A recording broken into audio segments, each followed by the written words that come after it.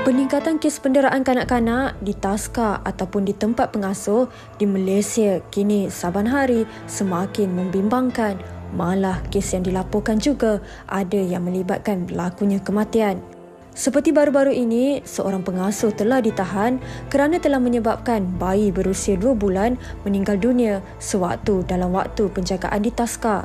Bayi tersebut dikatakan meninggal dunia setelah hampir 10 minit bertarung nyawa akibat kecuaian pengasuh yang membiarkannya mendiarak bersendirian. Selain itu, ada juga kes yang berlaku di mana seorang kanak-kanak cedera parah setelah dipukul dan didera oleh pengasuh hanya kerana tidak mahu mendengar cakap sekaligus telah menyebabkan kematian. Kes penderaan yang berlaku pastinya memberikan kesan yang amat besar kepada mangsa dan juga keluarga. Justeru kriteria pemilihan taska ataupun pengasuh yang betul haruslah diperketatkan lagi. Persoalannya, apakah cara terbaik dalam memastikan keselamatan anak-anak sentiasa terjaga di bawah jagaan pengasuh dan bagaimanakah caranya untuk mengatasi masalah ini? Okey, itu di antara laporan berkenaan dengan apa yang akan kami bawakan, topik pengasuh tangkap muat. Pastinya rata-rata daripada kita dah lebih cakna berkenaan dengan apa yang berlaku baru-baru ini dan juga dalam data-data akhbar berkenaan dengan anak-anak kecil yang teraniaya ataupun diabaikan di tempat-tempat pengasuh atau penjaga mereka sendiri. Dan hari ini kita nak perincikan berkenaan dengan topik ini dan bersama saya hari ini ada dua orang pakar bersama dengan kita. Pertama, kita bersama dengan Tuan Mahmud Jumaat, Peguam Bela dan juga Peguam Cara Khidmat Guam. Tuan Mahmud sihat? Alhamdulillah, betul. Alhamdulillah. Dan juga kita bersama dengan Dr. Salihuddin Samsudin selaku pakar perunding pediatrik kita pada hari ini. Baik, dan kita mungkin nak mulakan kepada Tuan Mahmud sendiri lah. Banyak kes-kes yang berlaku sebenarnya bukan saja baru-baru ini, mungkin ada dilaporkan, tidak dilaporkan dan sebagainya. Tapi sebenarnya bolehkah ibu bapa atau penjaga ni membawa kes ni ke tengah bila berlakunya sesuatu? Baik. Kadang-kadang mak bapak ni baik sangat pun. Betul. Baik, dia begini. Apabila kita nak bercakap pasal undang-undang, dia kena tahu pasal dua perkara ni. Pertama sekali pasal hak, nombor dua pasal bertanggungjawab. Okey, sebelum kita nak ambil hak kita bawah undang-undang, kita kena tahu adakah kita menjalankan tanggungjawab kita dahulu. So sebelum kita nak hantar anak kita, nak cari taska anak-anak, kita perlu buat siasatan dahulu. That's why kita kena pergi cek taska ni sama ada dia berdaftar dulu ke tidak.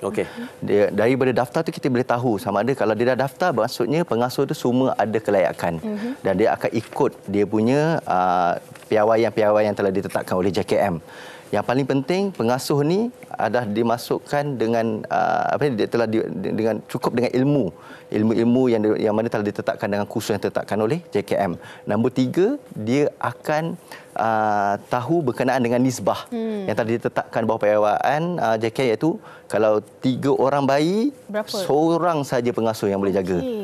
So nisbah-nisbah tu penting.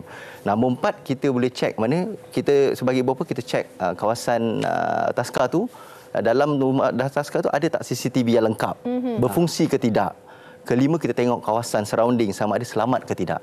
Apabila kita dah berjumpa dengan pemilik taska sahkan tempat tu adalah kondusif dan selamat. Balik, put that in writing. WhatsApp dia pula. Okey, selepas kita dah berbincang tadi, okey saya nak sahkan perkara 1, 2, 3 dan 4 dan 5. Jarang orang buat, tetapi ada yang buat. Saya dah jumpa ada yang buat. Apabila kita dah buat, kita jalankan tanggungjawab kita, berlaku insiden kemalangan ke apa, mudah untuk pihak peguam untuk dilantik untuk mengambil tindakan. Contoh yang terbaik, macam contohnya dalam kes Adam Raikal, yang pernah meninggal dunia, yang mana disimpan dalam peti ais tu. Waktu tu inilah contoh terbaik pengasuh tangkap muat, dapat daripada Facebook sahaja.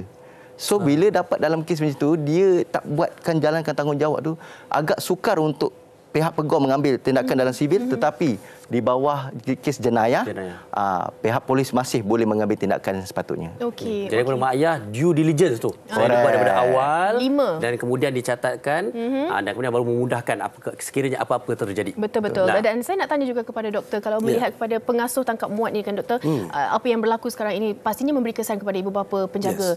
Apa agaknya antara kesan trauma kepada budak mungkin didera dan sebagainya ataupun pada ibu bapa? Okey, kesan dia memang very deep lah ya.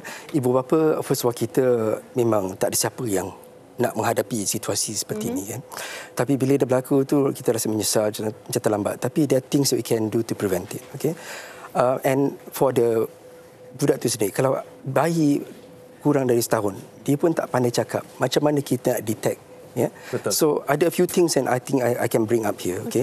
First of all, kalau macam ibu bapa ada warning signs. Ya, kalau macam kita tengok tempat tu, kita boleh selisih dulu macam saudara Mahmud cakap tadi. Kita buat cerita, we do our due diligence like you say, kan? Yeah. We check, okay, what's the ratio? Macam mana situasi, bersih ke tak bersih? Tengok keadaan bayi yang ada di situ, ada in the same room together, and then campur dengan budak besar ke tidak? And then kita tengok cara dia, macam mana dia tidurkan bayi, macam mana dia feed bayi tu. And then kita tengok dari segi itu pun kita ada some idea, kan? Kadang-kadang ada baby yang macam ada masalah, macam susah nak feeding, so dia very fussy. And then kita bila kita balik, kita tengok anak tu macam not right, mengantuk, tak ada energy. Kadang-kadang it can be because they didn't get enough susu ke, tak cukup makan ke, ataupun kadang-kadang juga berlaku diberi ubat tidur. Ada juga kes macam itu. Ya? Bila nak senang buat kerja. Nak senang buat kerja. Ya?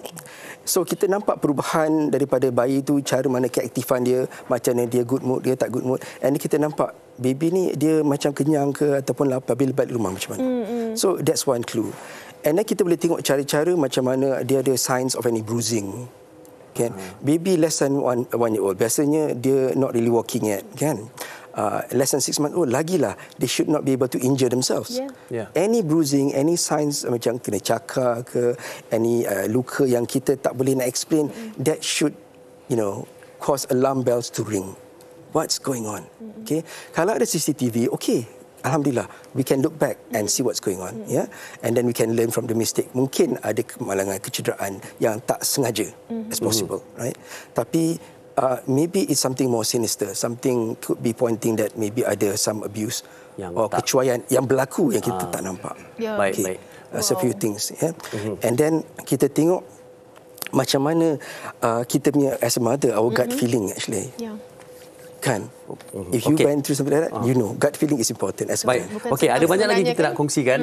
Tapi kita akan kembali bersama dengan Tuan Mahmud dan juga Dr. Salihuddin. Sebentar saja kita berehat seketika. Terus lontarkan komen anda di Facebook kami. Ya.